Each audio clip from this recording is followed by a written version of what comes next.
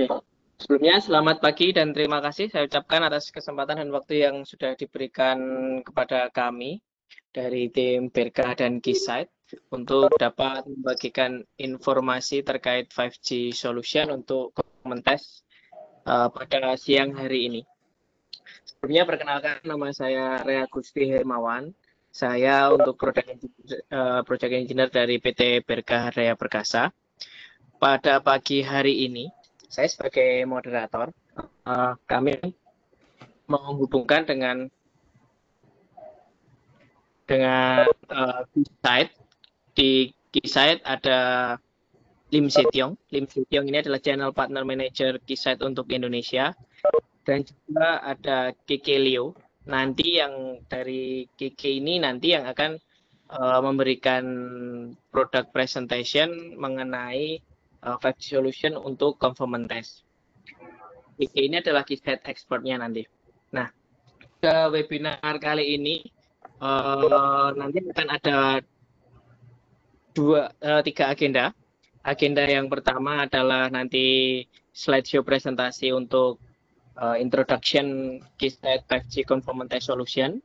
Kemudian nanti untuk yang kedua ada beberapa mungkin video demo untuk pengukurannya menggunakan Keysight untuk 5G solution. Kemudian yang ketiga adalah untuk sesi tanya jawab. Sebelum kita memulai, mohon bantuannya kepada rekan-rekan sekalian untuk dapat di-mute mic-nya. Apabila ada pertanyaan, nanti dapat menggunakan kolom komentar. Nanti pada akhir acara akan kita bahas nanti pada sesi untuk Q&A, nanti akan kita bahas satu persatu pertanyaan dari rekan-rekan sekalian. Oke, Keke, I get to you. Please share your presentation. Okay. Hey, thank you, Ria. Can you see my screen now? Yes. Okay. So good morning, everyone. I'm KK from Keysight, a wireless applications engineer from SEO, Malaysia. Today, I will bring you some overview of the 5G network emulation solutions from Keysight. So without further delay, let's go to the 5G MES portfolio outline. So this is the outline for today.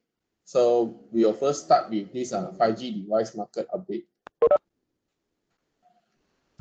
These are some reports from Ericsson that are looking at the number of subscribers, mobile data traffic, and percentage of the populations will be covered by the 5G in the next 5 years. If you look at where we are today on some of these graphs here, you can see how early we are into the 5G cycle. In terms of commercializations, we are still in the really early phases, and this is same applied in terms of subscribers and the traffic that's on 5G networks. You can see here we will still very little of that on 5G so far.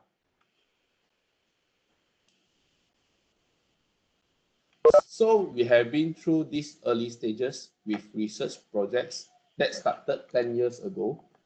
Then we will go to prototyping, standards conformance, and then trials until now into the commercialization phase. The first 5G phase of 5G will be focused on enhanced mobile broadband, that improving data throughput rates effectively. As we move into other release of the 3GPP specifications, we will focusing more on the massive machine type communications and also the ultra reliable and low latency communications. This will enable some of the use case like automated drivings, augmented reality, AR, and other that you see down here. Enhanced mobile broadband is where we are at the moment, and we are just about to move into some of these other areas. These are the 5G ecosystem that we will be serving with our solutions. built up in layers. In the center, we have chipset vendors that we are working closely with, who will develop the 5G modems. Those modems are then supplied to the device manufacturers like Samsung, Huawei, Sony, and others. Once the device manufacturers integrate those modems into device, they have to test it that it is working. Then they will need to certify their device in the test lab. So they will send their device to independent test lab like 7-layer example to perform certification tests. So once the device has been certified, it will manufacturing in high volume, then it will be deployed by the mobile network operators. So looking at the diagram here, we are not trying to say Keysight, all of these are the Keysight customer here, but mostly it is some of the customers we are working closely with.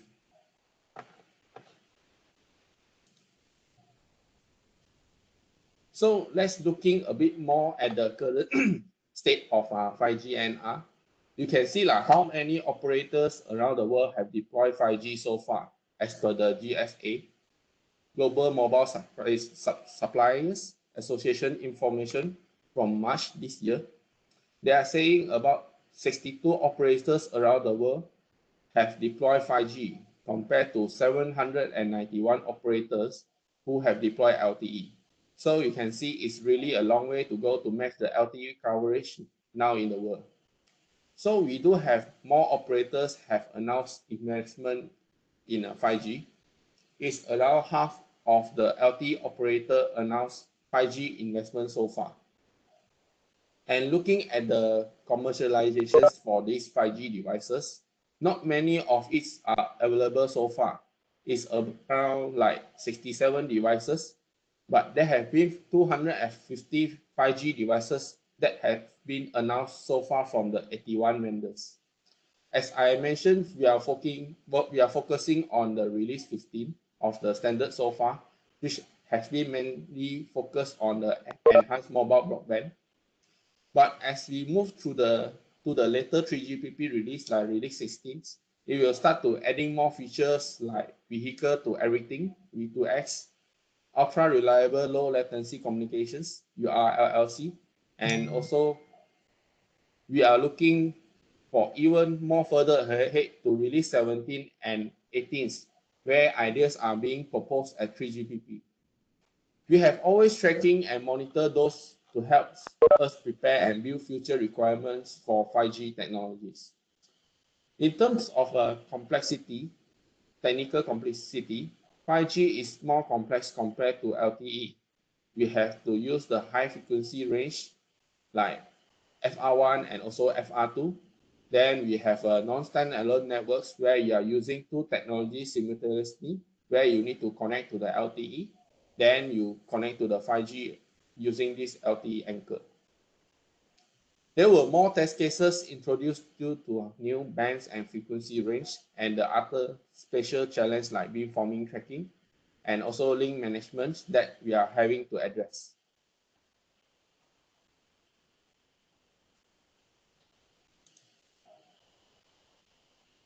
So this show you how the operators deploying 5G NR as a standard advance.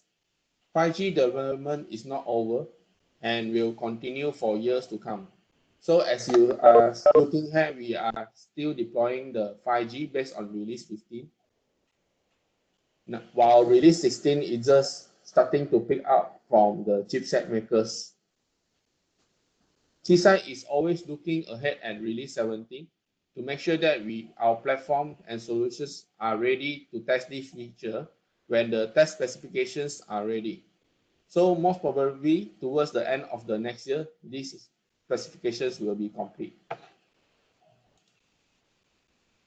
So that's all for this 5G device market update. So I will going through the Keysight 5G NES portfolio overview here.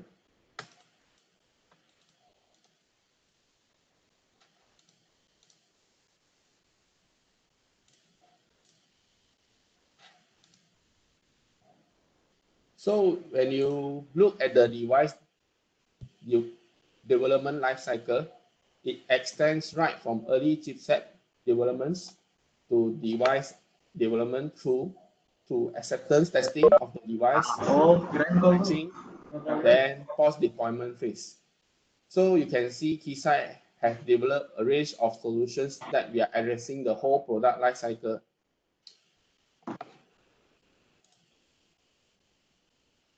So looking at these 5G challenges that are faced by device manufacturers when they are developing these 5G devices. Firstly, they need to develop at the same time as the standards are evolving. Keeping up to date with evolving standard is a challenge for them. Then the complexity that added more bands in FR1 and FR2, wider bandwidth and beamforming is one of the challenges in developing 5G devices. And just some of the performance of the device meeting the data needed, like meeting the data throughput goals, power consumption goals, and so on.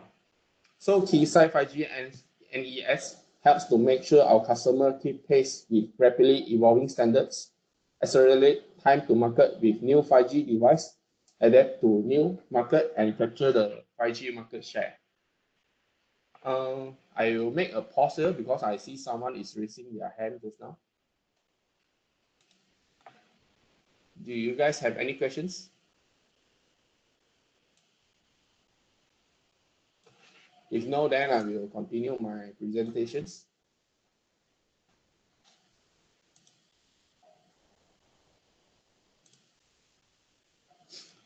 So let's look at the workflow in a bit more detail. In the development phase, we have the modern development and RF bring up. These generate chipset vendors who are doing this. Those chipsets are then integrate into device.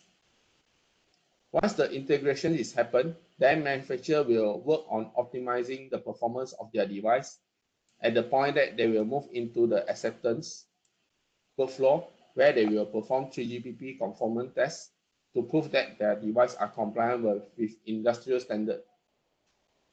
Regulatory tests that the various regulators in different regions before device are launched on the market will be carrier acceptance testing, where operators want to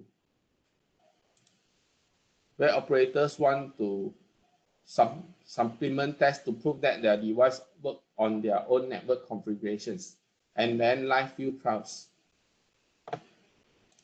After that, the device will move into manufacturing. So you will develop pilots, manufacturing program, then high volume, and even after device launch onto the market, they will still go through on optimizing and also some device. When your device break, then you need to go for diagnostic and repair.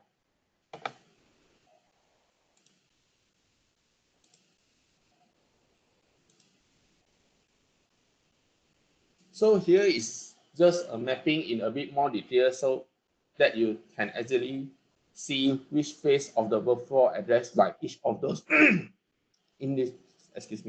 of those individual solutions you saw.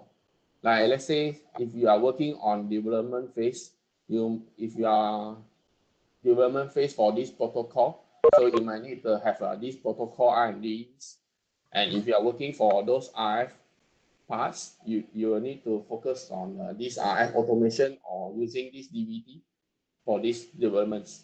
And if you want to perform some functional KPI in this development, you can have these functional KPI tool sets to test the throughput and also the device benchmarking tool sets. So if you want to focusing more on those manufacturings, you can use the ESM or RF automations to perform this manufacturing testing.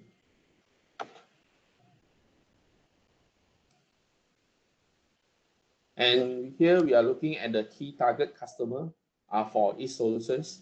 So we have these 4 segments, which is targeting for chipsets, devices, test labs, and operators. So you can see primary use case are the one circle filled with the black, and then the secondary use case are circle without fill. So if let's say you are from the this mobile network operator, most probably we will require some of the solutions that can help you in this, either in protocol or RF. So when you look at the portfolio solutions, here are emphasizing some of the features that exist across the portfolio, depends on the 5G solutions you are working on. So we have the common protocol stacks, same protocol stacks for 5G, LTE, and CV2X that are used across all of our solutions. So if let's say you are working on this protocol side, we have this script editor to help you to create test script for the protocol. So as you know, all of the solutions are based on the UXM 5G network emulator. This slide is just showing in awards that Keysight won recently from the GTI, Global TD LTE Initiative 2020. So looks at more on the capability of this network emulator platform. So this is the world's most powerful and integrated 5G network emulator. So it is simultaneously able to support multiple radio access technology in the same box. So it can actually support the 5G NR, some LTE standalone, and also some CV2X. And it can support FR1s from 380 MHz to 6 gigs, and also the FR2 to support the millimeter wave frequencies with the OTA extensions. We'll talk more about it later. So inside this box, they have a high RF port density with scalable bandwidth. So either you can use the fully push out the maximum bandwidth up to 800 MHz or until 1600 MHz bandwidth.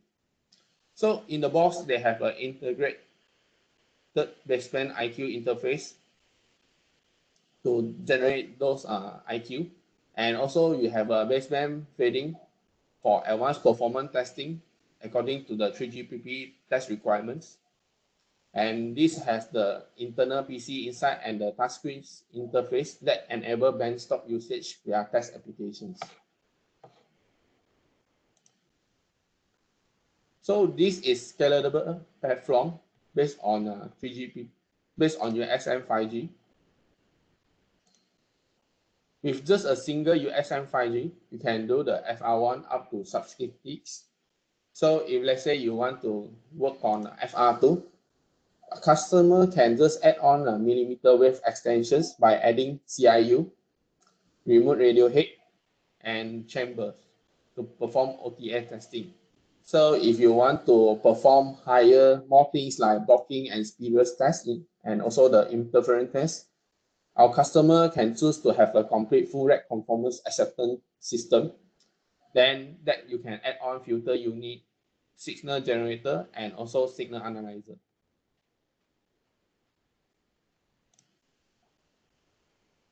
So this is more about the UXM 5G test applications within this UXM 5G hardware. So UXM 5G test application is an interactive real-time software for the UXM 5G network emulator. So you can perform signaling tests with the test applications and remote control it through the SCIFI interface. So in this UXM 5G, you have the operating modes in either in standalone mode, non-standalone mode, or LTE advanced, or CV2X mode. So most probably you will use these test applications in this layer 1 and layer 2 testings. So this is the interactive network emulation from the test application framework in non-standalone mode. So you can see from here, user can change the frequency band, SIM information, and scheduling info from the test applications.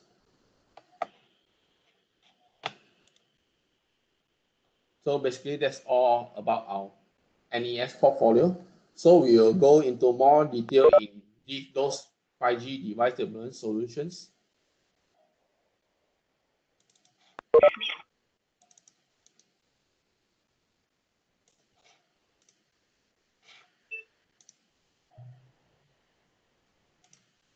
So in this device development workflow solution, most of the time you will need to test protocol, RF, functional, and performance.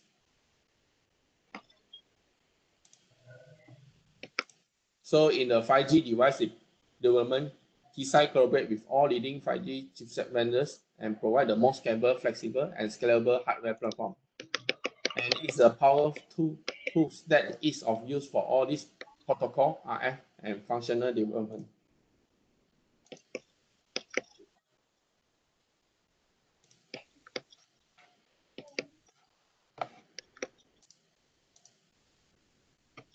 So when designing the 5G device and protocol, most of a customer will face the following challenge, like they will have to rapidly progress stack development and gain insight to optimize performance, and leverage work across workflow stage from protocol to RF.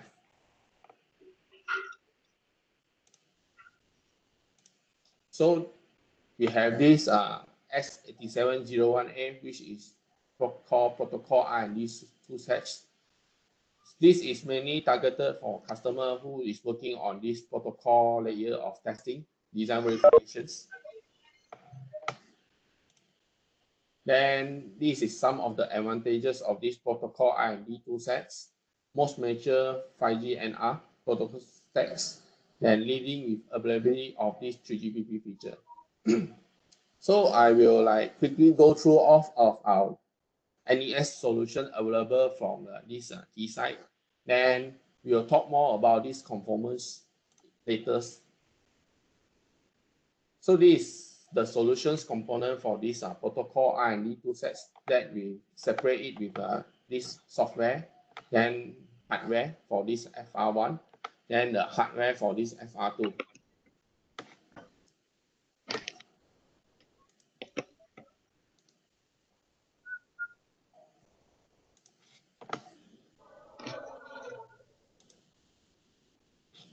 So next we'll talk more about this RF development and the 5G key challenge you will face with this during this RF developments. So normally you will have problem need to automated regression, transmit and receive tests to verify multiple bands, combinations, carriers, and coexistent complexity, and verification of new frequency to range, millimeter wave OTA, performance beamforming, and beam management. And some of the device performance verifications for fading, MIMO, and MAC layer throughput. So S8702A is the RF automation toolset that is a benchtop automation solution to install and verify RF performance of this 5G NR device. Support in-band automated test case defined in 3GPP test case 88.521 section 6 and section 7.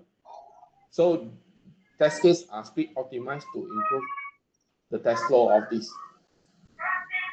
So basically, hello.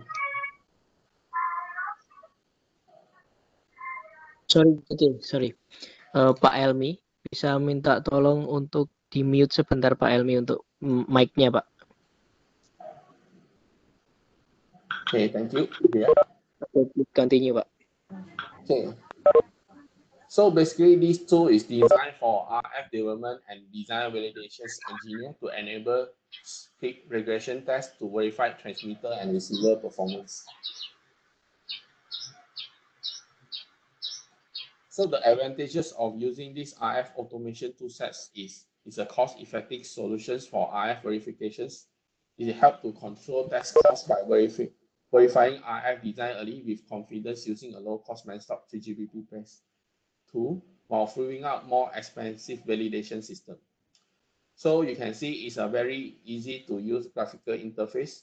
You can quickly inspect RF parameter or analyze specific test condition with no programming knowledge. So it actually helps our customer accelerate time to market with this RF automation tool sets.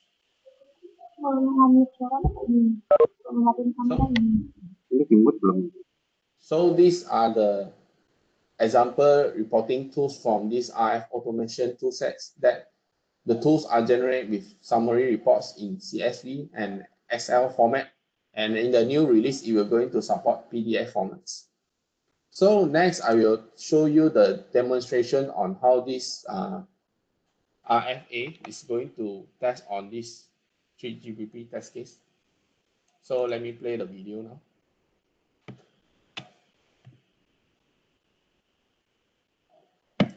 First, you have to open the test plan. So in the test plan, you already have all of these test case selected.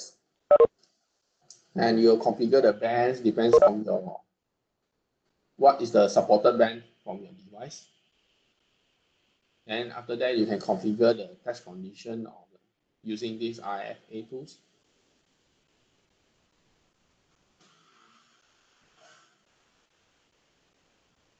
So it's already start executions.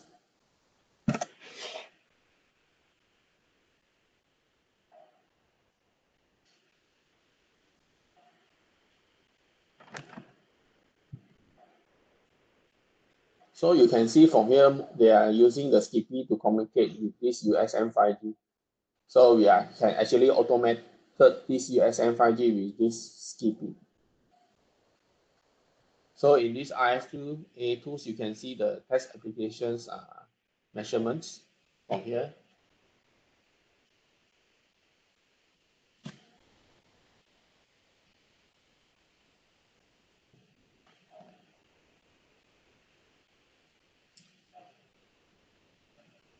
So it's just you can see here is activate the LTE cell. Then after that, they are going to activate the 5G NR. So this is actually the non-standalone test cases. So since like the device already attached connections to this 5G emulator, the USM 5G, then you start to perform these test cases.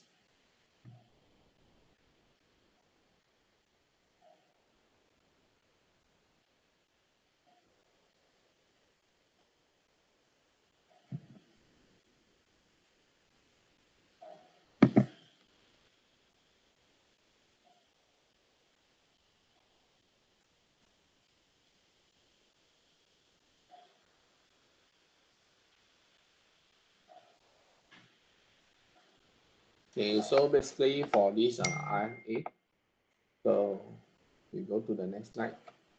So this is the solutions component of this RF automation toolsets. Where else you have this RFA, the USM 5G automation toolsets, test application frameworks, and some of the RF test packages based on the 3GPP test cases. Then you have this system PC and also the USM 5G for this substrate testing. And you want to test for millimeter wave, we're going to have this common interface unit. This millimeter wave transceiver is a remote radio head and also the chamber.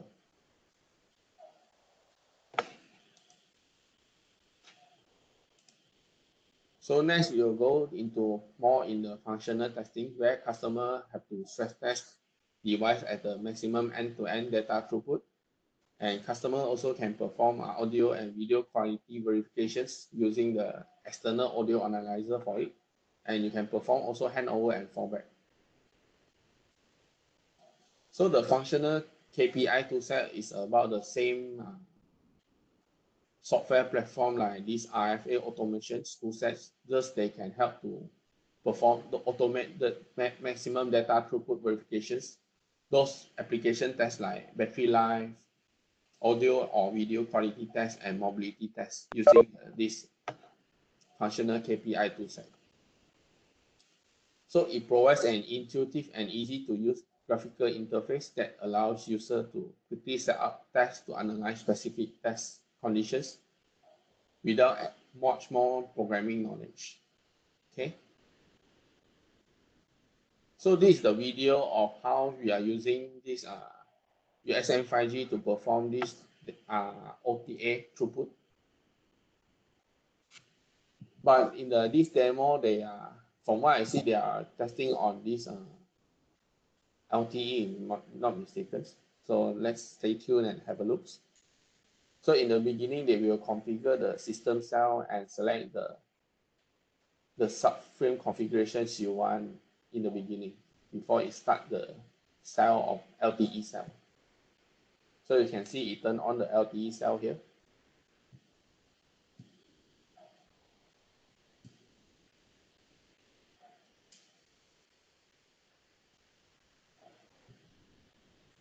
So they power on the device, and the device will attach to the connections to this network emulator.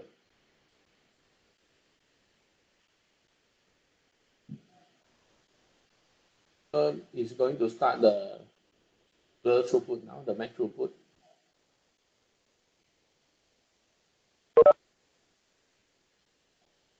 So when you see it start the blur throughput, you will see there's a downlink throughput and uplink throughput here in this OTA. So when you want to see it for higher throughput, you just need to increase the modulations.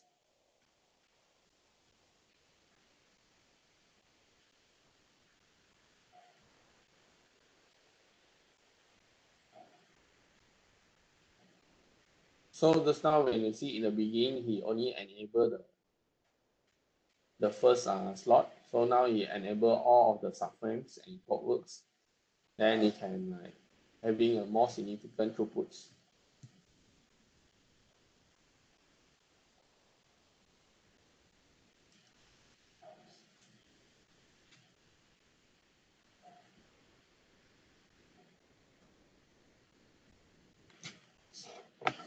So this is basically how is this HM5G performing this functional KPI measurement for the full throughput test. So this is the solutions components for these functional KPI toolsets. And you can see the hardware and the software is about similar to those I presented in the IFA just now. The hardware also with this millimeter wave hardware is also having the same hardware like the one in IFA. So if you, let's say you want to do the battery life testing, you can add on DC power analyzer to measure the battery life of your device.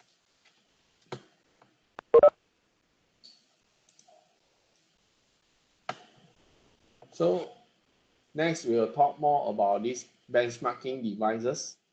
So it helps to normally customer will face the challenge to assess the standard KPI and have a problem evaluating performance across firmware builds, and also benchmarking performance between each individual device to see which one have the best performance. So this S8710A device benchmarking toolset is a solution that using Netmore Outdoor software together with the USM5G to perform the device performance analysis. So it is a fully automated solutions. So the Netmore Outdoor here will generate those nf.mfs log file, and it will work to combine together with the log file from the USM5G and perform the analysis with the Netmore 5G device analytics and provide the benchmarking result with predefined scoring methods. So it actually measure the throughput from the layer 1 until the higher level like Pdclp layer. So the benefit of this device benchmarking toolset is ensure competitiveness of 5G device, and it helps to comparing the device performance throughput from Physical Mac Llc Layer and up to Pdcp Layers. So with this, it will help to minimize the risk of humans error through automations. So these software toolsets can help customers to select the best device to release to the market. So this is the solutions component of this S8710A device benchmarking toolsets. So you can see we have the device analytic, Netmore Outdoor, test app framework, and also the Netmore active testing applications. NATA is something like a device.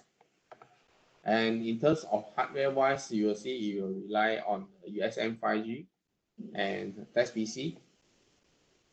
And we have a data server PC for throughput testing to function as an IMS server.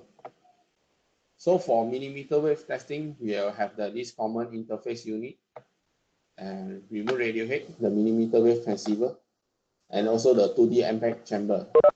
So you can see the hardware is about the same. Whereas we are having a different software to perform all different tests for different solutions. So next, we'll talk more about something you will be more interested, which is focusing more on the conformance. The 5G NES device acceptance solutions. So for this conformance, we will be separated into two. One is in protocol, and another one is in RF. So this will help. The 5G device acceptance have the following advantages, and this will help to make sure your device is ready for production after the acceptance test.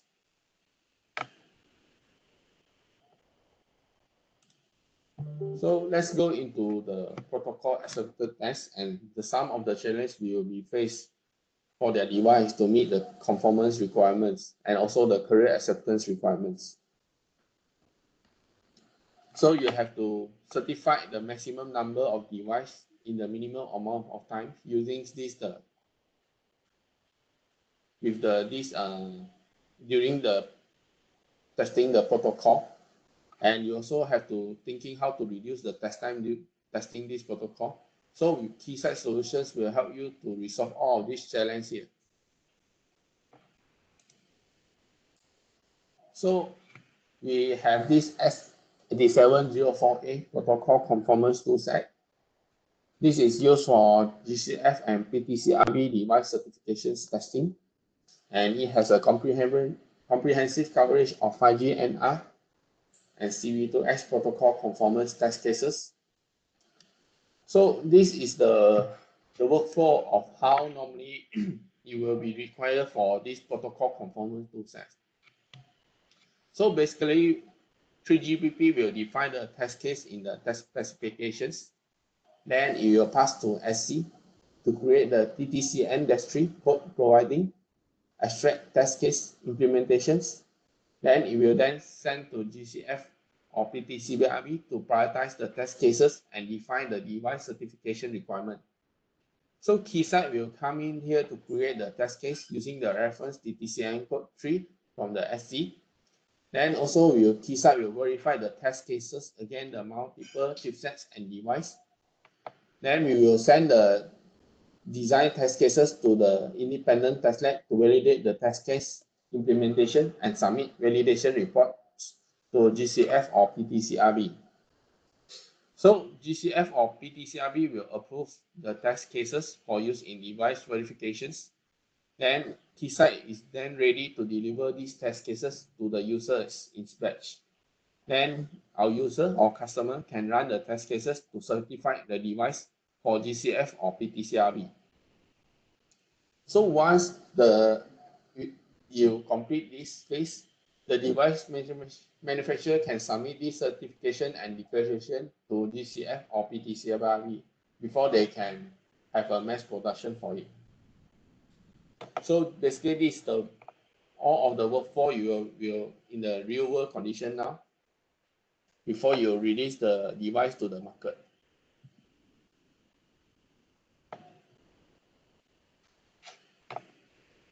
So this S87-4A has some of the advantages listed here. It's a leading validated coverage of the GCF and Pdclp in 5G protocol device certifications. And it also collaborates with all the leading chipset vendors, device manufacturer, and test lab. And it is industry analyzed 5G protocol expertise. So these solutions also have the common hardware platform for protocol and RF and RM for conformance and career acceptance tests. So it's a very easy to use interface, and we have a unique solution for automatic sync profile changes. We work together with this protocol conformance toolset. So this show Keysight leading the protocol validation status in DCF and Pdclp. So these are the solutions component for these protocols conformance toolsets, where you have the software applications for it. Then you have the TTC industry compiler runtime and the test case packages based on the 3GPP release. So you can see it's using the common hardware as like the RFA and also the protocol R&D toolset, and also the device brand benchmarking toolset. So we Keysight also have another unique solutions, which is called S8706A. We call it protocol career acceptance toolsets. So basically, it's a unique and customization solutions, whereas we will like work together with those mobile network operator. So the mobile network operator will define the test specifications, and the Keysight will write the test cases based on the specifications from this MNO. Then Keysight will verify the test case with chipset vendors. Then MNO will validate the Keysight test cases, and then Keysight will deliver these validated test cases through the test case batches. Then user can run this validated test case against their device. Because some of the region like US, they will have like example Verizon and also the AT&T, they have the specific test case they want for their device before they release to market.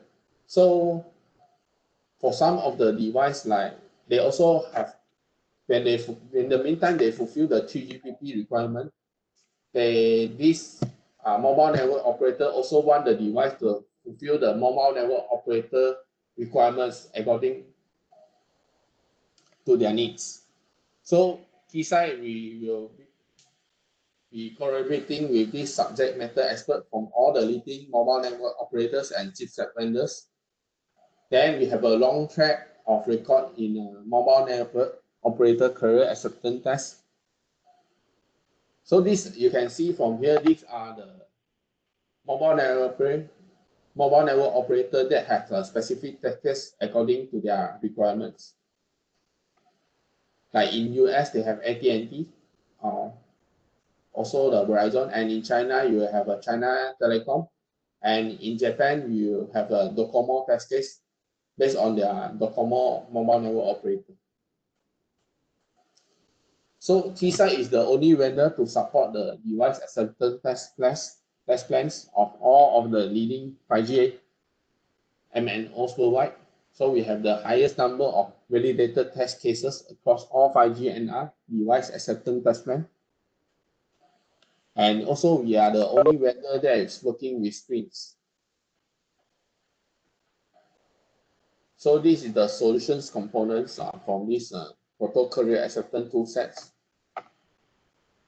So we have the specific test cases packages for AT&T, China Mobile, and also Sprint, China Telecom, T-Mobile, and also Docomo.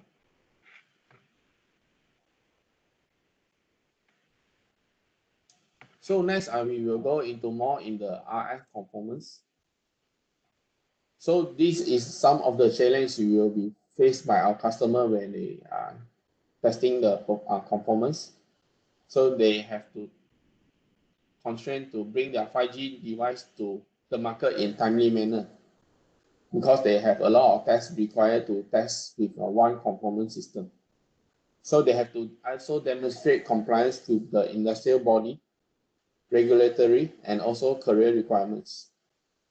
Then they also have to differentiate in performance to win the market share. So they also have to consider that they have a high return of information with the investment. of this conformance toolset. So to have this as device acceptance toolset for this RF layer, we have this S875A RF, RM, DVT, and conformance toolsets that can support the RF and RM reference test specifications in two separate modes. So if you have the regulatory test lab that you need to have the full conformance requirements to 3GPP, you will have this regulatory test plan like TELAC, KCC, and also RED. And this conformance toolset will verify the device meet limits defined in the 3GPP test specifications.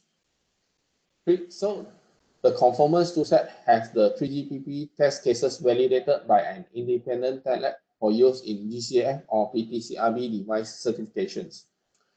Other than conformance, we also have a separate toolset which is called DVT toolset. It's called design verification toolsets, which is for device verification purpose to explore the device full capabilities beyond the 3GPP defined limits. So the advantages of the conformance toolset is you have the leading validated coverage of the GCF and Pdclp 5G, RF or RM device certification requirement, and we are the first to market with new test case and features and more 3GPP contributions than any other vendors. So for DVT parts, we can have a customized 3GPP test cases, and you can optimize the total radiated power and also equivalent isotropic testing. So this is to tell you Keysight is the one first to validate the 5G NR test case at Pdclp, and also the first to validate the 5G NR test case at the GCF. So other than that, we also have the 80% of the coverage available on the benchtop configurations. So next, I will show you how is the video of this conformance toolset. So this is the demonstration of the DVT on 5G FR2 using the Cater 430.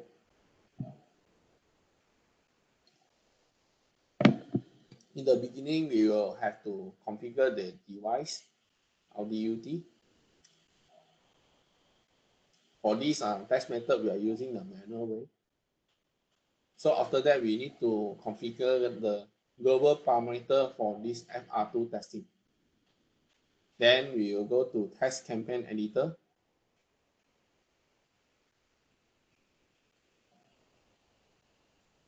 And select the test case.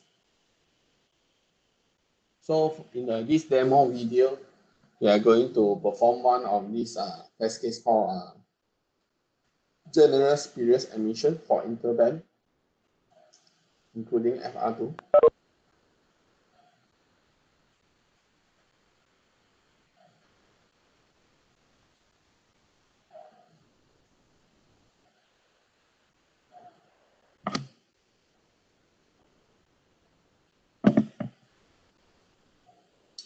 Because this is the DVT, that's why you can configure a lot of additional parameter to test your device capability. So if let's say you are getting this conformance, you might not necessarily to configure all of these settings.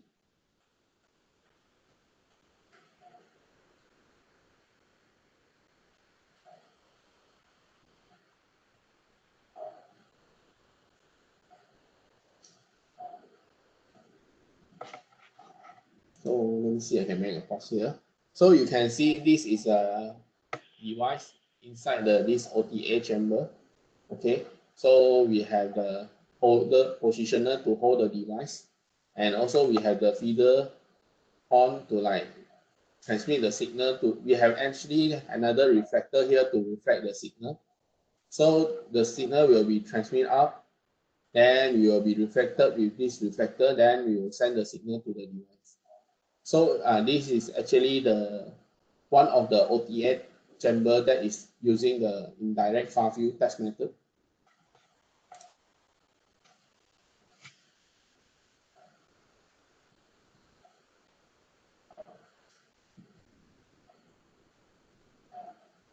So now we are trying to attach to LTE and 5G NR cells now. So to perform non-standalone, first we will be attached to the LTE anchor.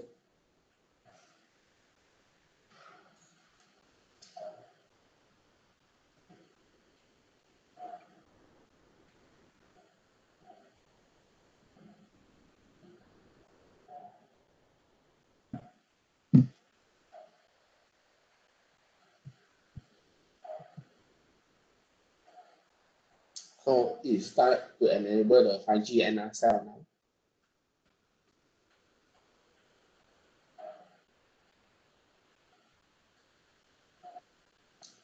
So you can see the NR 5G NR is already connected.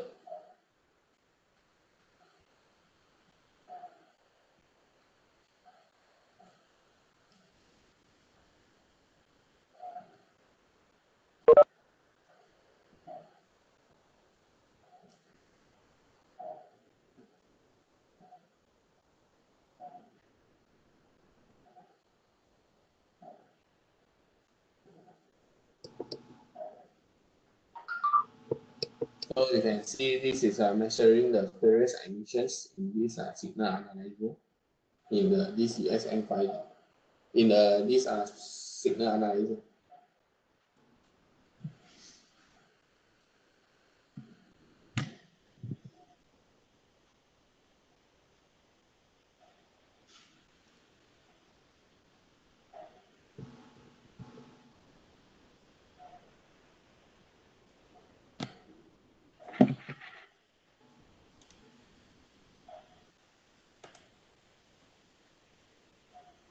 So this is the solutions component of this RF, RM, DVT, and conformance toolsets.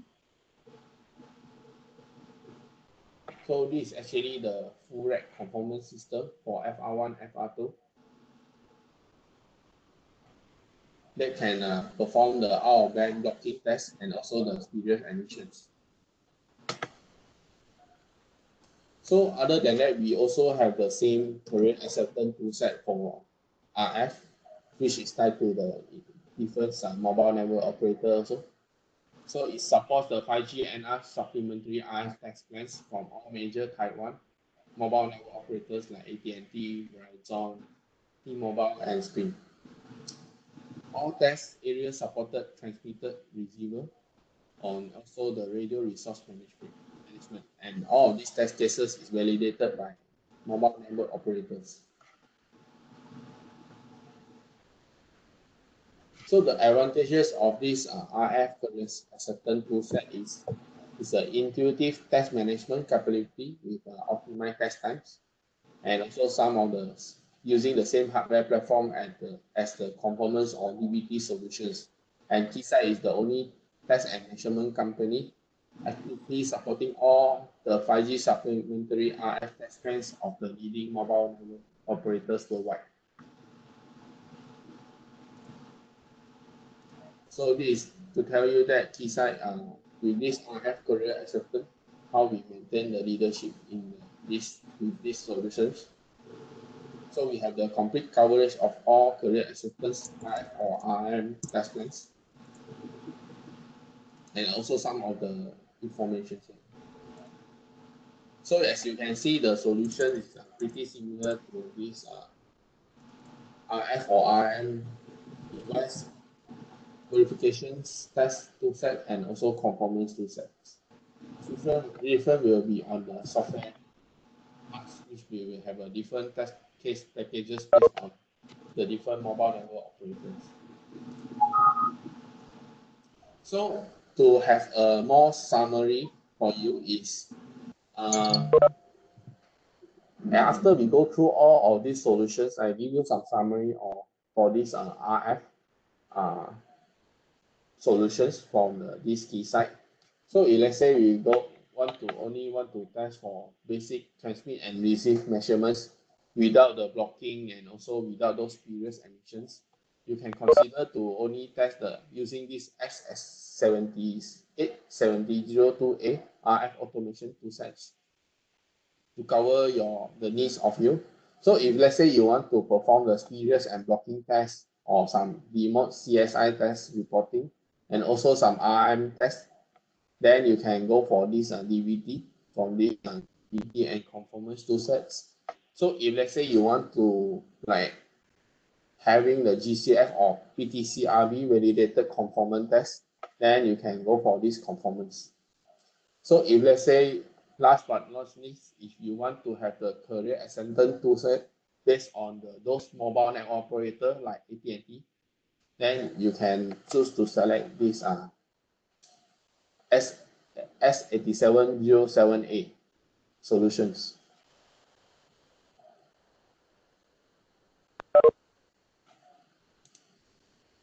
So basically, that's all for these 5G NES device acceptance solutions. Next, we will go for these device manufacturing. So I quickly go through this. I think you might not need to know much about this. Just give you some sharing information on how Keysight deliver in this 5G device manufacturing. So Keysight, the solution is the advantages is we can support multiple format testing, and we can support full 5G frequency band coverage and minimize the calibration issues, and we can help to maximize the throughput of using these 5G device manufacturing solutions. So these are some of the challenges you will be facing when you want to perform the device manufacturing for 5G devices. So you have to quickly deploy to the production line, then you can ramp up to high volume, and also you have to verify more RF band and band combinations.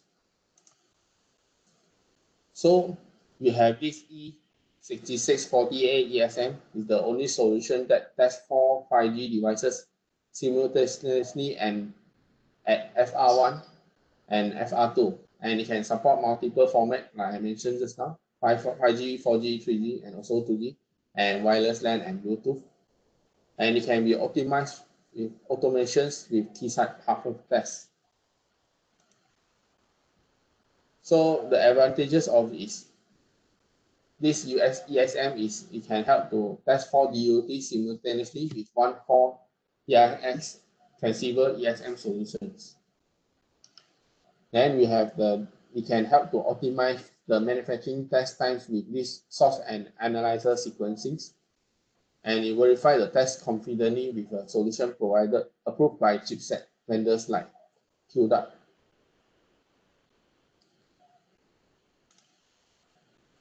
So this is the solution component of this ESM for device manufacturing.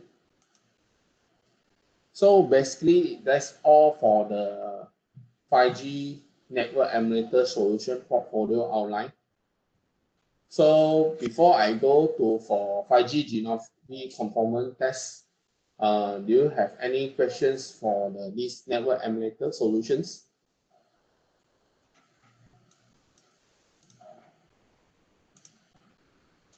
So if no, then I will continue with this Keysight 5G base stations. Okay, there is in a chat panel. Okay, the first question is, can 5G replace the ADSL? Replace the ADSL.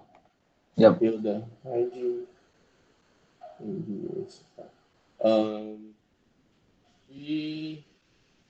I'm not sure about whether it's possible to replace this ADSL. Maybe I will note down your questions, then I will check back to you.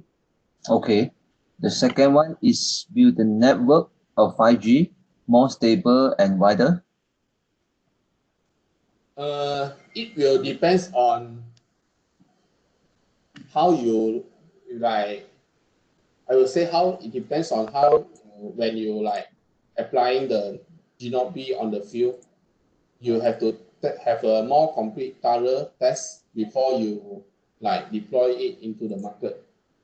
So it's actually very dependent. It would become more stable and wider, but it depends on how you're going to deploy the 5G. So if let's say you have as you know, the 5G base station, you are going to have a small cell and also bigger cell. So if you have more 5G cell like installed in the real world condition or in the field, then definitely it will be providing more stable connectivity for you. So it's as you mentioned, it actually depends on how you place your base stations. But I believe in 5G it will be more stable because the number of BTS, the small BTS tower will be increased compared to 4G.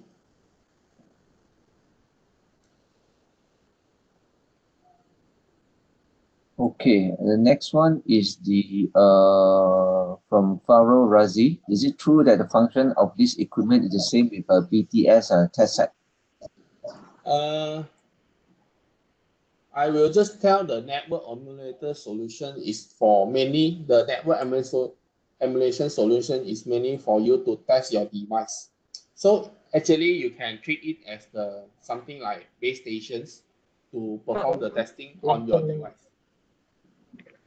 So if you say whether it is same with this BTS test set, do you mean is the test set to test the base stations?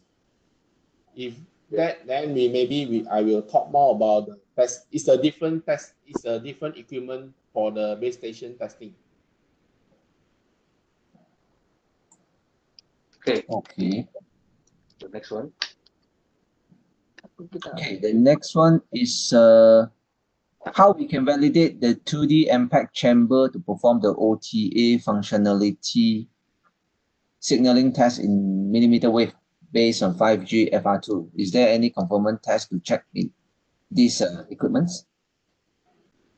One moment. How can you validate the 2D impact chamber to perform the functionality signaling test?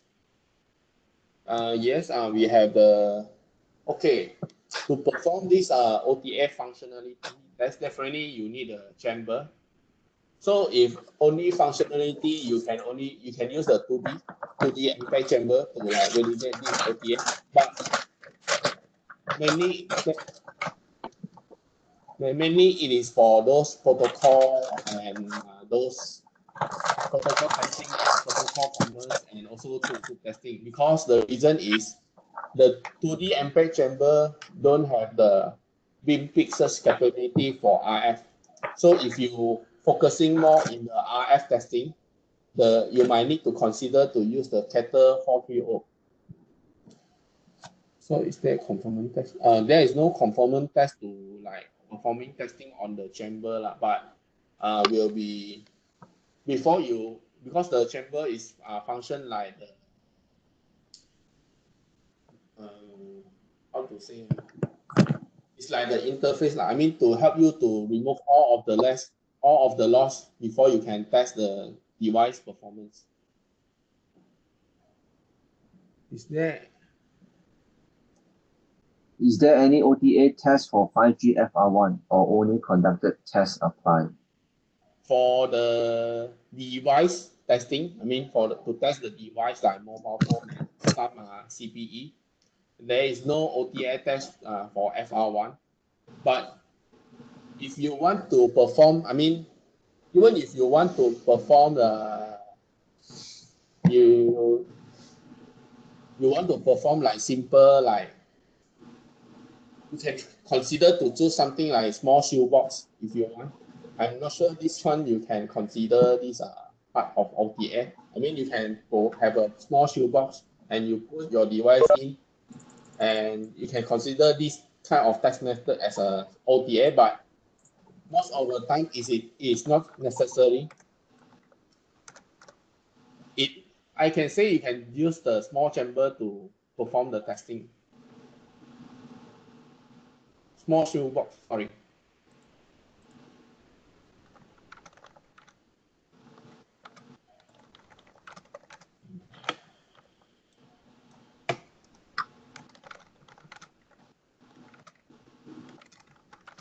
So the next questions will be, do we need to perform calibrations, whether conducted by another labs or verifications by ourselves?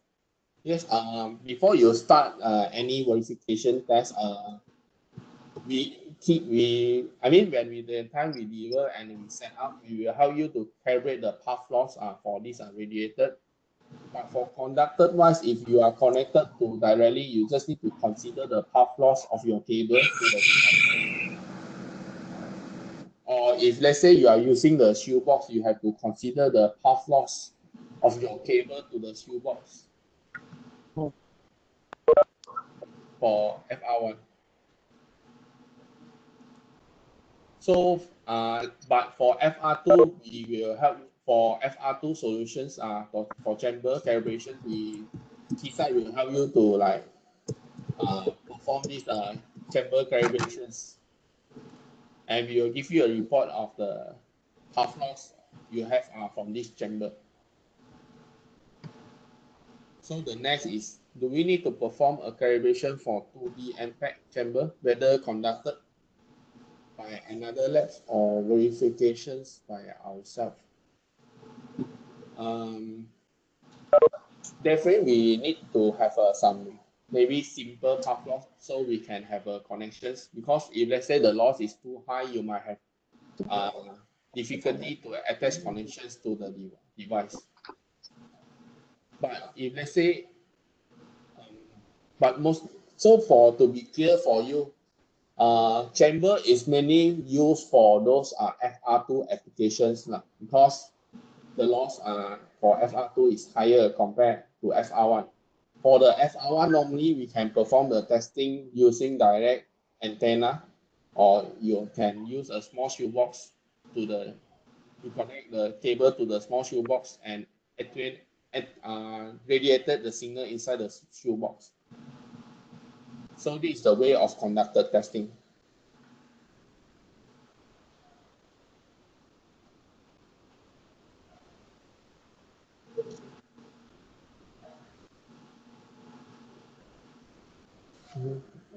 Okay. For the last question is, does this solution from Keysight can do testing for all of the 5G equipment?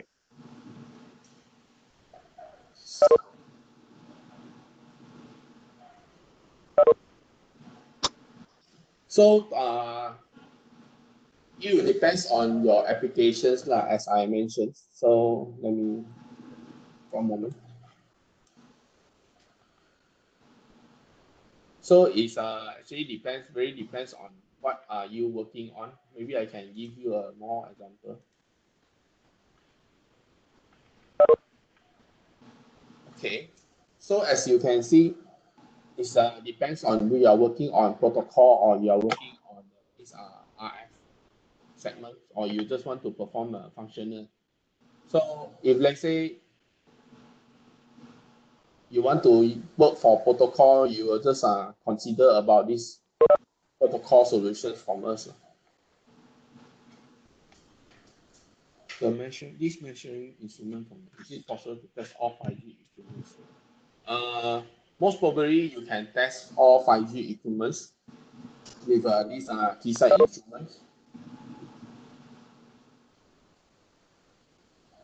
So I think we can support, in the Machina, we can support most of the devices from Qualcomm, because we are working very closely with the Qualcomm. And also we are helping those maybe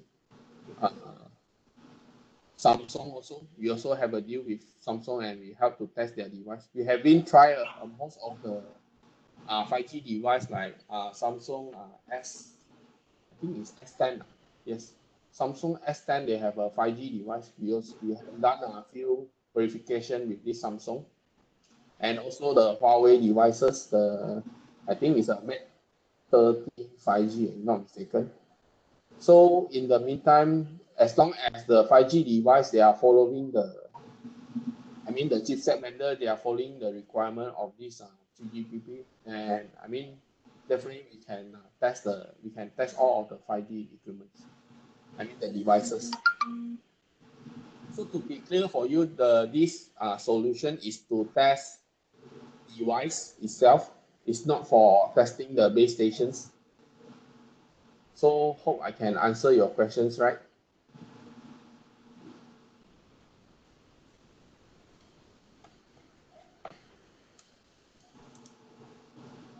So if no questions, then I will be sharing you about the next slide. Is more about the GNOP testing.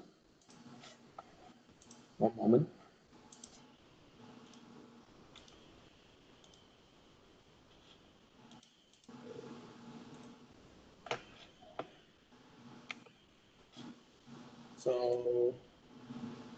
So in the previous slide, we are talking more about how you're going to test your device, your mobile phone, maybe your small modem router, everything.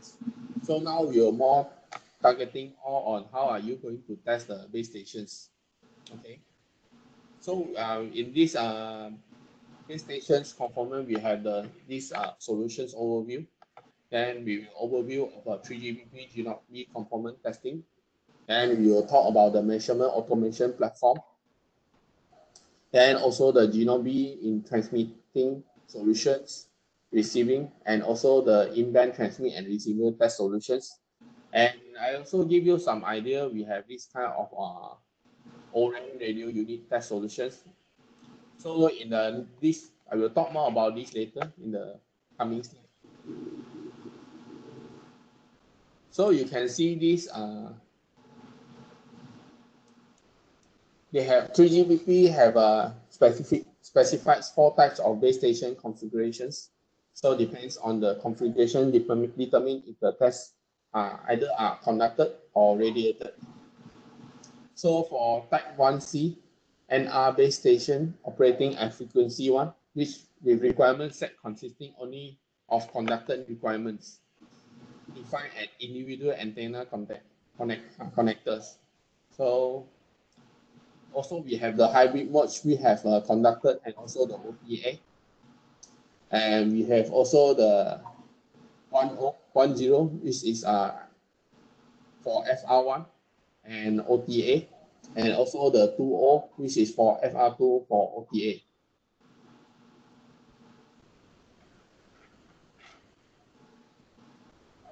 So for as I mentioned just now, the base station have different base station class. Like wide area base stations are characterized by requirements derived from macro cell scenario with a base station to UE, minimum distance along the ground equal to 35 meters. And we have another range which is called medium range base stations, are characterized by requirement derived from micro cell scenarios with a base station to UE, minimum distance along the ground equal to 5 meters. And local area base stations are characterized by requirement derived from picocell scenarios with a base station to UE minimum distance along the ground equal to 2 meters. So basically, this one is for the frequency range 1 over the air and frequency range 2 over the air. So for another base stations type, which is frequency range 1 in conducted, or also another one which is in hybrid mode. The base stations class are defined as indicated below. So for those wide area base stations are characterized by requirement derived from macro cell scenarios with a base station to UE minimum coupling loss equal to 7 dB. And the medium range base stations are characterized by requirement derived from microcell scenario with a base station to UE minimum couplings loss equal to 53. And for local area, the coupling loss will be 45 dB. So you can see this is the document from this 3GPP, GNOP conformance test.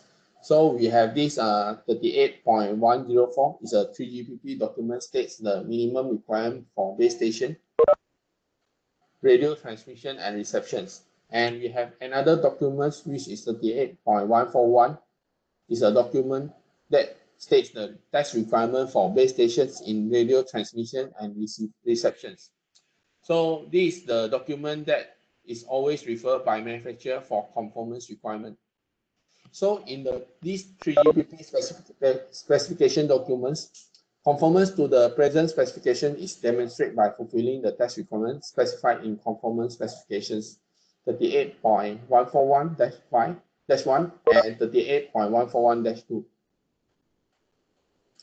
So the minimum requirement given in this specification make no allowance for measurement uncertainty. And the test specifications for these test requirements documents define the test tolerance. These test tolerances are individually calculated for each test, and the test tolerances are used to relax the minimum requirement in this specification to create the test requirement.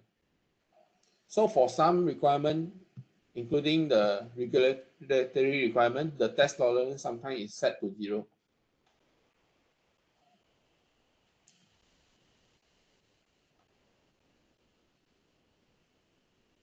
So this is the GNOB conformance test overview. So you can see the base station tests are similar to what we have in 4G. Again, these are RF and performance tests. No signaling tests, and some of the key tests include the big difference is the radiator test for base station types 1 hybrid, 1O and 2O. For example, radiator transmitted power is defined as the EIRP, equivalent isotropic radiated power level, for a declared beam at specific beam peak directions. The test purpose is to verify the ability to accurately generate and direct radiated power per beam across the frequency range and under normal conditions for all declared beams of the base station type 1 hybrid, base station type 1 over the air, and base station type 2 over the air. So you can see you have this chapter 6 test characteristic here, and also chapter 7 RS characteristic test, and also the chapter 8 performance requirement test.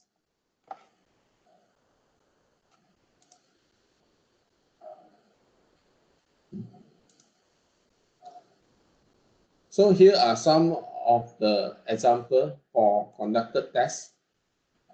Scene phase of the NR signal and the base station transmitter connectors are not perfectly aligned in time. A time alignment error test is done. It applies to the frame timing in transceiver diversity in MIMO and carrier aggregations. It measures the largest timing difference between any signal from different antenna connectors or antenna boundaries. So according to the 3GPP, the one with only chapter 6, the transmitter intermodulation test measures the capability of the transmitter to inhibit the generations of signals in its non-linear element caused by the presence of the wanted signal and an interference signal reaching the transmitter unit via the antenna. So it requires a source with the wanted and interfering signal and a signal analyzer to measure the spurious emissions for all third and fifth order intermodulations product and ensure the emission do not exceed the requirement.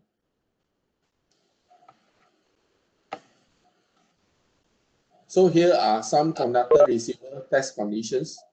So the out of band blocking test is a measure of the receiver ability to receive a wanted signal, and it is a side channel in its presence of the unwanted interference out of band signal, which is a continuous signal for out of band blocking.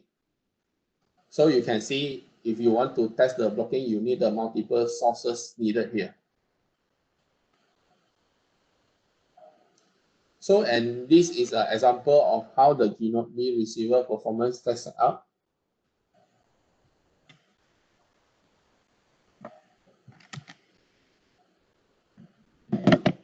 Now we look at some radiator tests performed in OTA. Here, transmitter intermodulation test again is a measure of the transmitter ability to inhibit the generations of signal in its non-linear element caused by presence of the wanted signal and interference signal. So you can see we have the signal generator here to create the interference for this GNOB. And we have this spectrum analyzer to measure the wanted signal and also the emissions from this GNOB.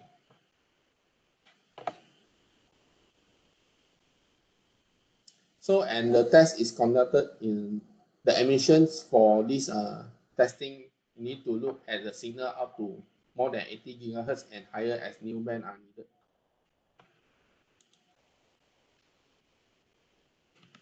So for the OTA measurements, sometimes we will be forget like how to measuring down to 30 MHz is extremely difficult. And some of the out of band transmit and receive periods is the hardest test to do for this OTA testing. Then we also have the requirement to test multiple or different beam positions. Then some only require the reference beam to be tested.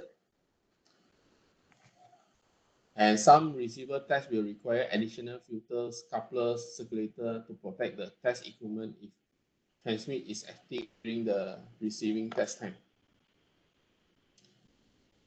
So sometimes you need the environment testing to be specified also. So you need to consider the temperature, humidity, and pressure. So here is the sum of the summary for the complexity of OTA tests. It is required to consider all of this when you want to perform OTA tests. So you need to consider the calibrations of the OTA chamber, which are weak, and also the loss over the air. So we need to measure both EIRP and also the TRP. Selections of measurement grid, and what is the size of your D0B. And the antenna polarizations must be measured, and which beam must be tested. Single carrier configuration versus multiple component carrier configurations. Architecture of the testing, particularly for our band configurations. So today, base station test trend is deploying 5G while preparing for 6G. So the industrial trends today require small channel, high frequency, and wider bandwidth test capability. And Keysight has the solution to support these multi-channel configurations, highest frequency and widest bandwidth. We also have the solution for 4x4 MIMO analysis-based coherency using this UXR scope, G0B transmit test solutions for in-band and out-of-band testing using the UXA that can cover up to 110 GHz frequency. Then we have the VSG millimeter wave source generator that can support up to 44 GHz for transmit test solution for wanted and interference test. And last, we also have a PSIE based solution which can cover the G0B transmit and receive test solutions that cover in-band with 80% of 3GPP test case. So now we are looking at the test application software for the hardware mentioned in the previous slide. Keysight has the Pathwise Vector Signal Analyzer, VSA, a comprehensive set of tools for demolitions, mainly for R&D verification purpose. And also we have a pathway signal generator used as a signal creation for wide range of general purpose of standard-based signal.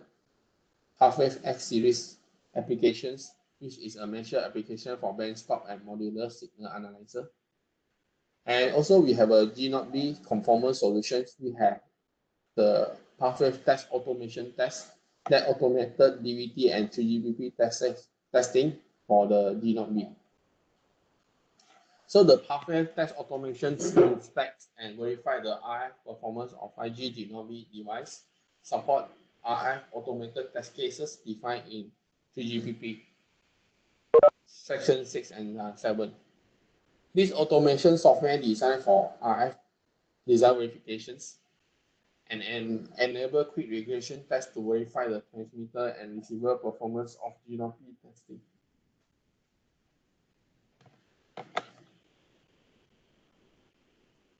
So this is how is the pathway test automation GUI, and this is the part where you can add the test case of this radiator transmitter characteristic for OTA in I think in section 6 and also in the section 7. Then this is the example of the test campaign with several OTA transmit and receiver tests.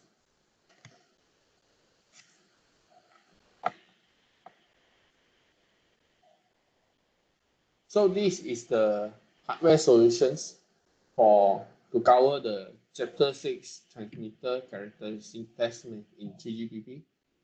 So we have this USG and USA to cover the 100% touch coverage for the frequency range one. And also we have this the M9410A VXT to cover the 80% of the test coverage of 3GPP, which is only cover the in-band. And also if you want to test the frequency range too, yes, you are using the same hardware, but with the higher frequency, which can support up to millimeter wave frequency. And the price will also be much more expensive. And we have another solution which is called S9100A. It is actually based on PXIe. Based on PXI, just they will include a front chassis to add on the blocker and also add the CIU. So from this VXT is actually can be upgraded to this S9100A to support the FR2 and also the FR1 in band. Next, we will talk more about the receiver characteristic test. So you just only have to add a PFG to work as a continuous blocker for blocking tests for those benchtop hardware. And whereas for those PSIe model like VXT or S9100A, it has an optional built-in blocker for the in-band blocking testing. So this is the block diagram of the S9100A solution with the optional blocker. So you can see inside this S9100A, there also is using this VXT, which is only for FR1. They are also based on this VXT. So we will have the optional blocker, then we will have the additional chassis for this is called CIU, and also the millimeter wave remote radio head to support the FR2 frequency range. So you have also the Chapter 8 receiver performance requirement. And this is using another hardware called UE emulator to test the receiver performance test. So basically the one in the Genovi is your DUT. It will help you to test the performance with 3 different type of fading profile, and also AWGN, and also the special multiplexing. So to support the FR2, you will need a millimeter wave up converter to support higher frequency bands.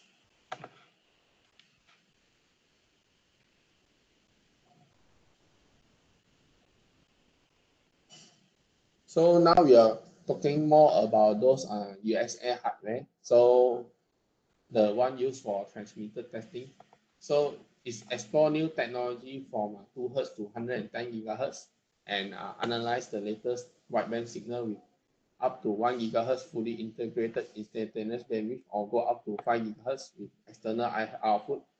And it can support both 1 mm and 2.4 mm input connector, and capture fleeting signal as short as 3.51 microsecond with 100% POI. And this is some of the performance specification of this USA.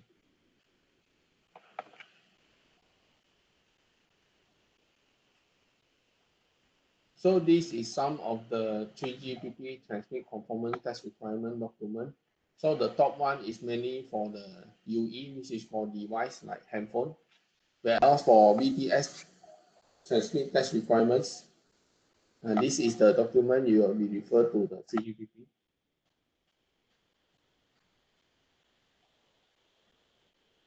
And this is the conformance test requirement in a conductor. Most of the time, we will refer to 38.141 documents for the conformance requirements, because the 104 is just a minimum requirement for it. So you can actually perform all of these tests using our spectrum analyzer. And some of it, this is for radiator, the OTA measurements. You can also test it with our USA. So this is some of the OTA power measurement, the EIRP and ERP. So you have to find the beam power for each orthogonal polarization antennas by calibrating antenna angle directions of TUT. So from here you can see we can measure the mean power of the beta and calculate the ERP by adding the path loss, same to the one in alpha.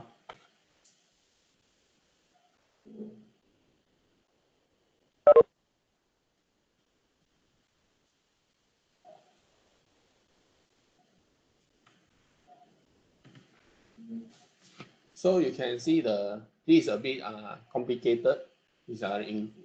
But it just explain how is this total radiator power is being measured here. So you can see each of the EIRP can be measured in the same way in the previous page, but somehow you need to think how you can measure and reformulate the EIRP power spectrum after getting all endpoints on the spherical surface. So we have this OTA averaging pause or resume functions to help you to allow power spectrum measurement over average mode numbers. Then user can switch input port of switch port to change input port. That means you can switch between a very vertical and horizontal antenna for EIRP, as well as you move the DUT angle for total radiator power test.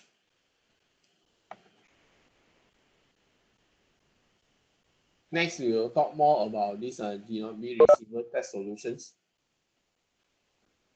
So these instruments on the left is a Keysight M9384B USG microwave vector signal generator with up to 2 GHz modulation bandwidth and fully capable 44 GHz channel built-in and with phase coherent capability.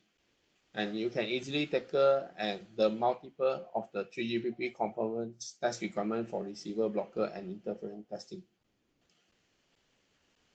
On the right side, we have this M9383B VHG-M. It's a PSIe based microwave vector signal generator. Both VHG and VHG-M has the same RF performance, capabilities, and software user interface. The VHG offers the touchscreen UI and keypad for R&D engineers, troubleshooting their device easily and directly. And the VHG-M PSIe modular is more accessible for system integrations in design verification tests or manufacturing tests. So the M9348B has a multi-touch optimized interface, enables quickly troubleshootings and characterizations. So it is the same GUI on both PROX or PXI with display. So it can support multiple programming interfaces like STP, IVI-COM, and IVIC.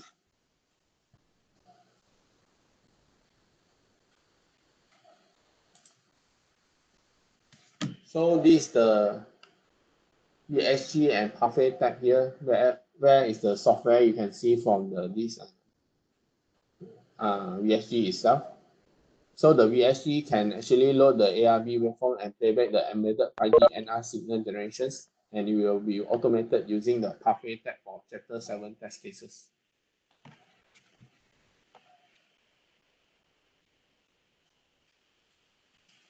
So these are some of the Chapter 7 receiver tests you can cover with this VHG.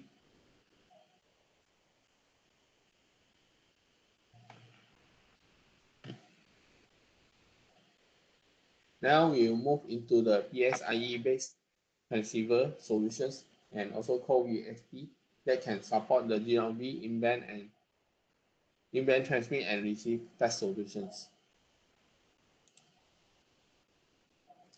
So this is the recommended solutions that can cover in band test coverage for development phase, design and validation phases, and manufacturing phase.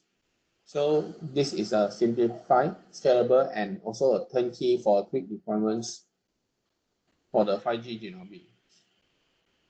And this will help to accelerate time to market for small cell radio unit and help to adapt to disruptive market.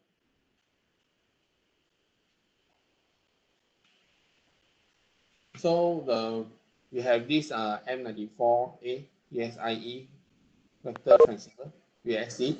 It offers the flexible wide bandwidth and multiple channel support to efficient address channel bandwidth requirements and multi-antenna configurations. The VSD used an external missing test structure to extend the frequency range to millimeter wave for broad spectrum requirement and move the test plan closer to the DUT, therefore reducing the path loss. So with a wider bandwidth of up to 1.2 GHz, the VSD support 5G advanced test needs such as PA-DPT characterizations and carrier aggregations. Its compact modular design allows the user to integrate additional PSI module to provide flexibility and scalability user requires here to efficiently perform multi-channel and multi-site testing in the design, verification, and production phase.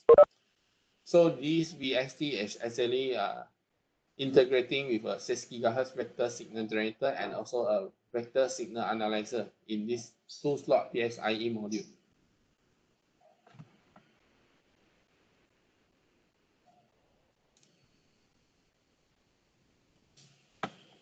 So this is a S9100A 5G multiband vector transceiver, which I mentioned before. So it's easily scaled from sub-6 to millimeter wave frequency band, and we have a high quality EVM, including in the tested in this millimeter wave, fast and easy to automate and optimize for OTA tests.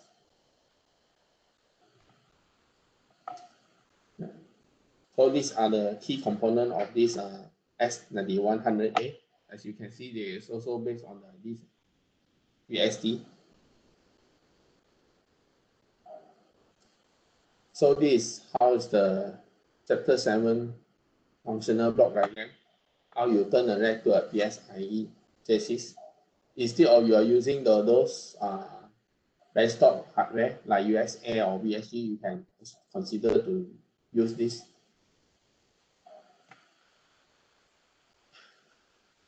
So the key differentiator of this solution is the automatic test case definitions as defined in chapter 4, and over 75% of chapter 6 and 7 coverage in these one configurations. To be highlighted again, this is mainly support for the in-band testing.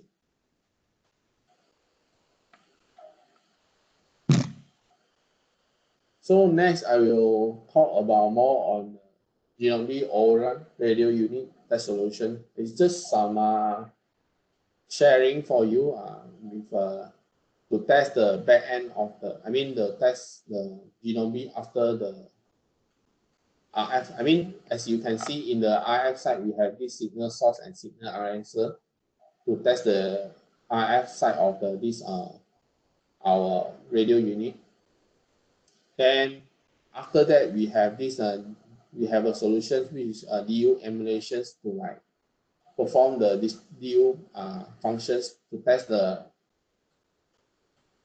Open RAN radio unit after the Open RAN radio unit front haul. So the Keysight ORAN Studio solution is the most comprehensive solution. It tests the downlink and uplink of the 5G Open RAN radio unit. So we have the Signal Studio and the 8960, 89600 VFA will be used mainly for the GNB RF measurements. And also we will have in the transmitter test, we have the Open RAN Studio is to build the ORAN compliant control plane and user plan stimulus. And also we have the Open RAN Studio in the downlink receiver side to also help to decode the protocol from the 5G ORAN radio unit.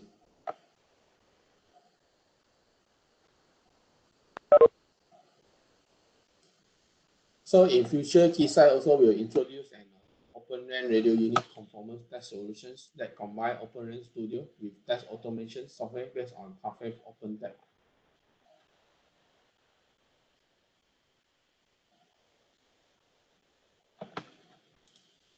So basically, that's all for these GNOME conformance solutions sharings.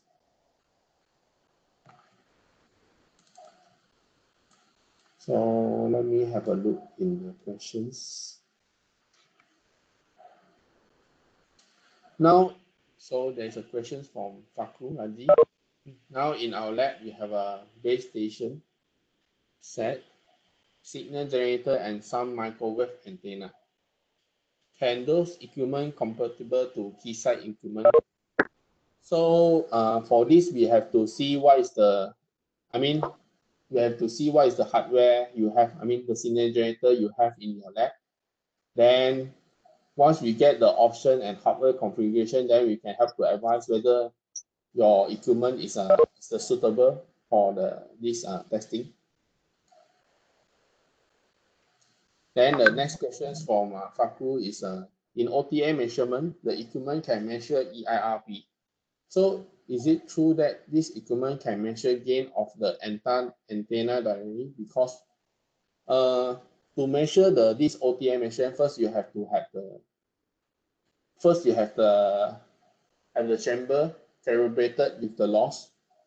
Once your loss is already considered in this measurement, then you can only start to measure the gain of the antenna directly. So it is not true that, I don't think you can measure the gain of the antenna directly.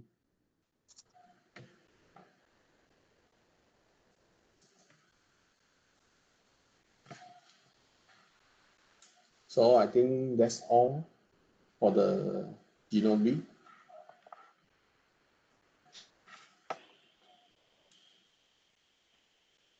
Hello? Hello, Ria? Yeah, Kiki. Ah. Okay.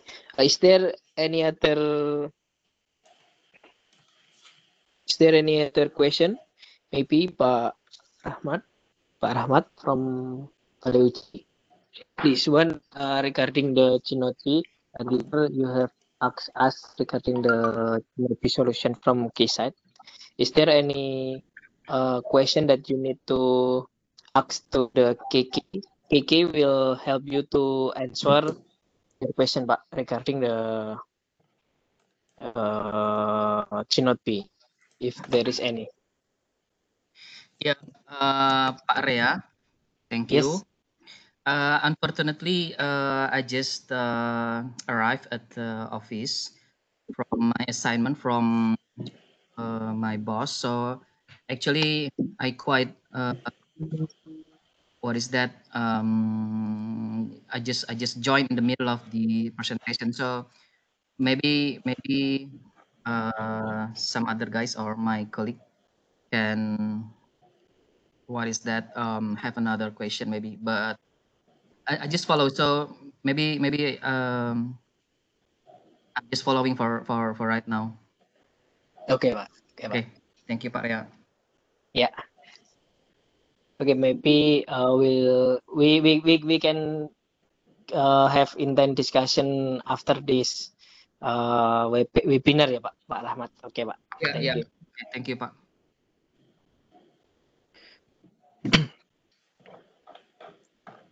Okay, is there any other question maybe from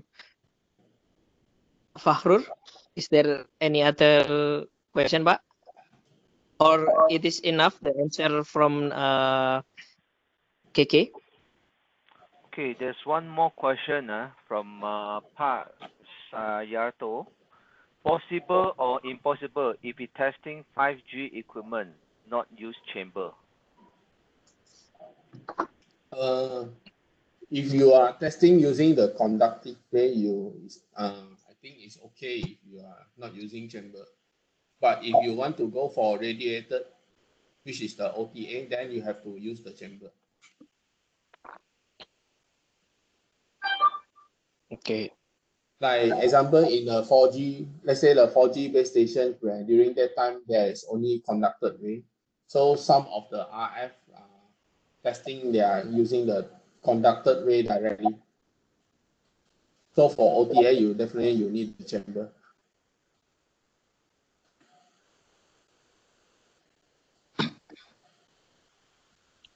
Okay.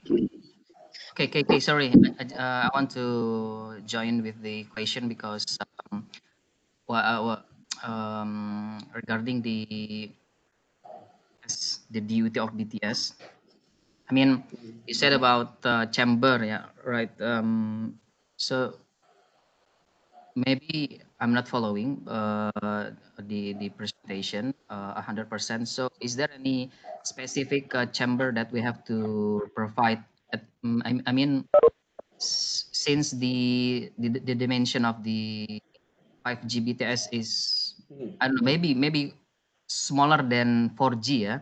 So is there any maximum or minimum dimension of chamber? You mean for base stations? Yes, for BTS testing, base station testing. In the meantime, for base stations testing for this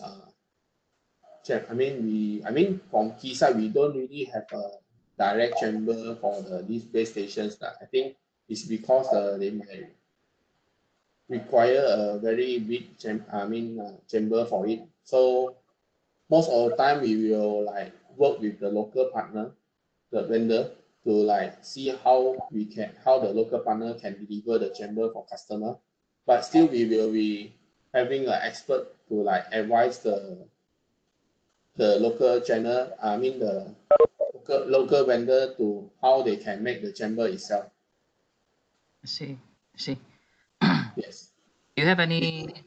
Sorry. Okay, continue. Carry on. We don't have any. In the meantime, we don't have any like chamber for testing the G0B directly. In the meantime, but we have the chamber for the device testing, but not for the G0B testing. I see. And it's a different application, so they are not direct, like you can use it directly for the G0B. So it's a different type of solutions. Okay. So am I right that the dimension of G0 B is smaller than Node B of 4G? Is that right? Based on your, because I seldom see the dimension of the 5G BTS G0 B. Maybe I can give you some example. But let me see. Just give me one. Let me see. I can share you some of it.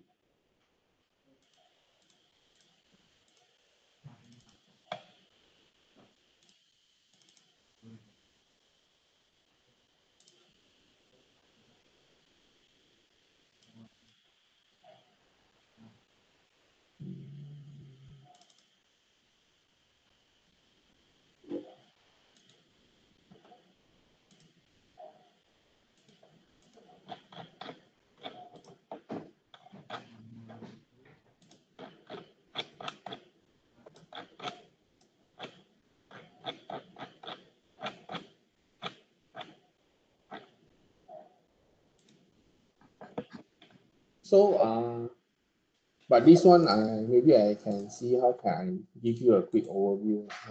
But this one is mainly for device. I just give you some idea. One moment. Let me see.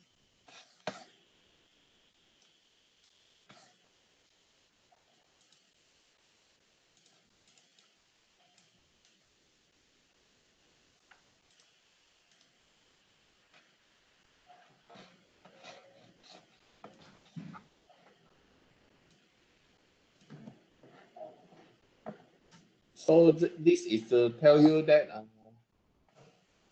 give you some overview of this OTA. So it's the kind of connecting a device. But this one I presenting is take a device as a concept, but I believe it will be about the same for the concept. So it just tell you why we need this radiated frequency too, because the complexity, because we have this array antenna, which we can have a lot of this antenna in this. You can just treat it as this one is the base station. So other than that, also you have a limited space. So maybe but this one is applicable for device. And also the connector might be expensive because let's say millimeter wave is up to like 40 gigahertz. Your cable to cover the RF cable you want to cover the millimeter wave is getting more and more expensive. You will need a multiple connector. See. Okay, so just give you some quick concept how is this is the primary component of this OTA system.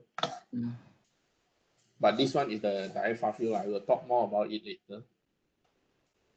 So normally in the OTA we have the quiet zone. This is the area where RF propagation is predictable and well behaved, and this is accurate. This is important for accuracy and repeatability, especially for the test of RF parameter. So the quiet zone has to be large enough to contain the key item being tested, whether this is an entire device or just the antenna. So the size of the device or antenna being tested determines the requirement for the size of the quiet zones. Okay. So of course, the larger the quiet zone you want, the larger the chamber you need to be. So because I will explain more about the detail why you need this now. So basically, all of this is calculated based on this formula. The range equals to 2d squared over this lambda. Lambda. Yeah. Yeah. The wavelength, sorry. So the range length must be optimized for stable and accurate measurements, as stated above. If measuring in the far field is required, the range length is best to keep a distance greater than r equal to 2d squared over this wavelength. Okay. So you have to have a certain range length. So why we need this far field? Okay. So you have to know where sometimes you have to place your DUT on the certain distance. Why? So if you place your DUT so close to this antenna horn, so you will get your signal is in the reactive near field. You can really get the signal you want from this reactive near field, because this region that is the closest DUT antenna, and not only do non-propagating evanescent field predominate in this region, but a probe antenna in this region will also react. So means when your device the antenna in your device will react to the antenna on your test equipment. So that's why you cannot see the signal of the device when you transmit. Okay, so you have a certain distance which is called radiated near field. So where else you have to fulfill this requirement. Then another one is the radiated far field, where you can see the better signal of this device. Okay. Yeah. So what is D? D is the dimensions of the device itself. So the DUT can be ranged from being a small radiating element to an entire device. So in the handphone, or you must include coupling to other radiating elements. So the 3GPP has defined 3 antenna types configurations, and you can see this. So you can see the first one, the DUT config. You have a maximum 1 panel with a D is less than 5 cm and illuminated by test signal at one time. So another type is you have 1 antenna panel with D diameter less than 5 cm without phase coherency between panels, illuminated at any one time. Then another one is the category 3, any phase coherent antenna panel of any size. So also we have this black box testing. It's a 3GPP mandated concept for device conformance testing, in which engineer must treat the position and the number of antenna as being unknown. So the DUT is tested as a black box, and the aperture of the antenna must be assumed to be the same size as the entire DUT. Thus, the device configuration has an impact on the required range length far field measurements. So maybe like me improve. So hence the size of the chamber is directly impacted by the wavelength, frequency in question, and the size of the device antenna. So as you can see, if let's say you want to, this one is on the same frequency. So if your device is that big, 15 cm, okay, the range you have to be is 420 cm, okay. So if your device is getting bigger and bigger, and the range you want is your chamber you require is getting bigger and bigger. So to conclude that, if your antenna dimensions in your denominator is bigger, then you will require the longer range, you will further, and also you will need the larger chamber for it. That's why, because you will have a higher path loss and you will get a weaker signal, and also because of the bigger chamber, you will get the more expensive. So I hope this is explain well how when you want to how the chamber will be bigger if it depends on the size of the disc. Okay. Yeah, but what about the Genome B? Is it the same concept or? Yes, the Genome B will using about the same concept. Same concept, but what I mean, Yeah. the dimension of the chamber, because the SS should be smaller than the BS itself. So I think the chamber G0B is larger than Yes. the So itself. that's why when you see some of the Genome B, we Keysight don't have it because you have to have a very large chamber to support it. See. But if we have one chamber that can the G0B, is that also can be used for DUT testing? I mean, so one chamber for BS and SS. I'm not too sure, but because there is no direct, I mean, from my point of view, if let's say the dimension is about the same, I mean, it should be work. I mean, from my point of view, it should be work if let's say the dimension is about the same. I see. Okay. But there is no I mean the Genome B team, they didn't mention to use the same chamber as I mean same chamber as the one using for device testing. So that's why they say we don't have this chamber for Genome B. I see. Okay. Okay.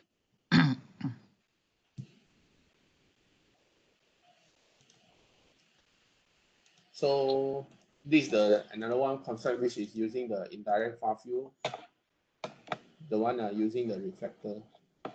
So basically just I think I will just stop until here lah. So we don't talk much about this.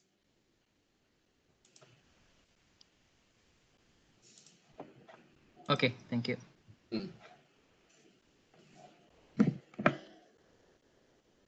Okay, KK, there is one another question in the chat box from Bulan, I think.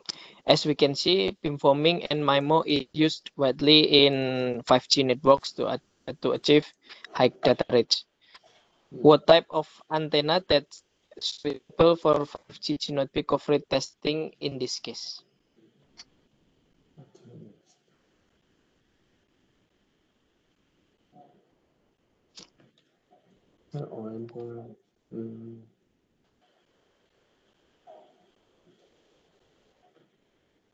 This one I am not too sure. I wonder is the phase array antenna we'll be using. But I can check again and update you again for your questions.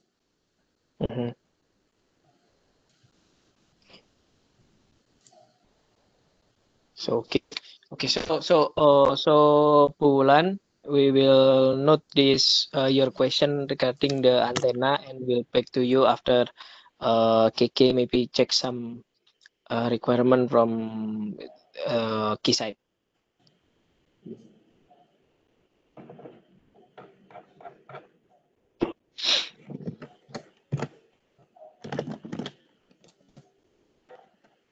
Okay, is there any other question?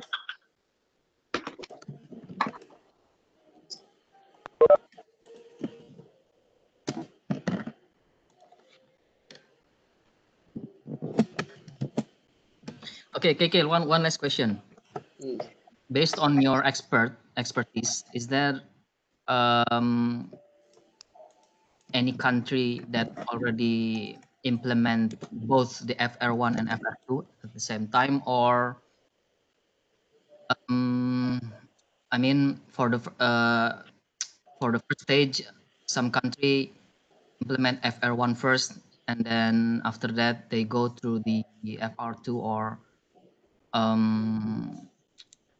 maybe any information that can you give to us based on your information or experience? Maybe. This one, actually, this one will depends on the spectrum available for each individual countries now. So, like even in Malaysia, we also need to see what is the, so we have to find which one is the slot. I mean, we have in this spectrum. Then it depends. I mean, the story.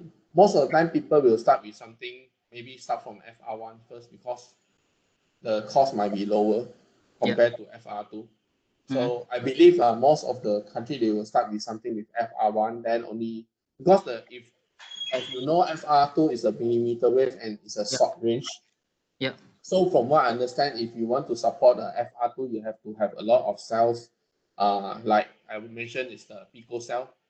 Some you need to have a lot of these base stations in this, maybe in the lab. From what I understand, you may need to install the base station in the lamp post, beside the roads, because it's a short range.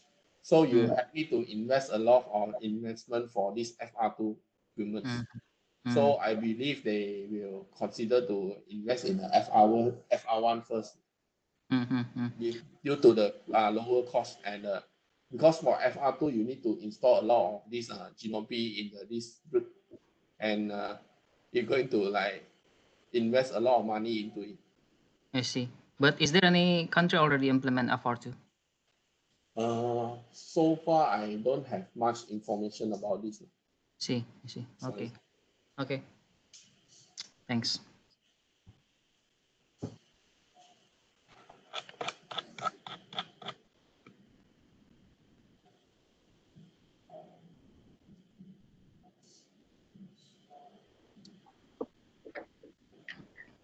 Okay, any other question? If there is no other question, maybe Setting, do you want to say something regarding this one? Okay. Thank you everyone to attending this 5 sharing from Keysight, and thanks for your time. If you do have any further questions, or you want to have a more detailed discussion on it, you can always engage with Berca, and then Berca will come to us. We are always here to support you. So don't worry. Whatever question that you have, you can always come to us.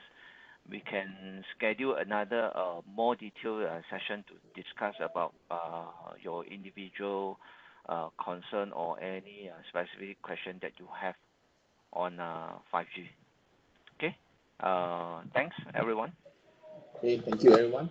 Okay, thank you. Okay. Thank you, Setiong and KK also from Kisha that already present in this webinar. And then thanks for all of the participants here that already joined with us regarding this webinar for 5G conformance test.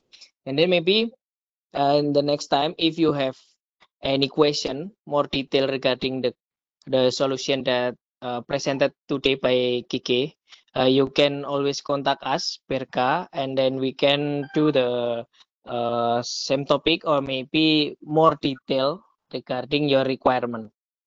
Okay. Thank you for all already attending the webinar, and then See you next time in the next webinar. And then bye for all. Thank you. Thank you Setyong, thank you KK. Thank Yo, you. Karya. Thank you, Mas Rahmat. Okay. Thanks again, everyone. Bye-bye. Bye.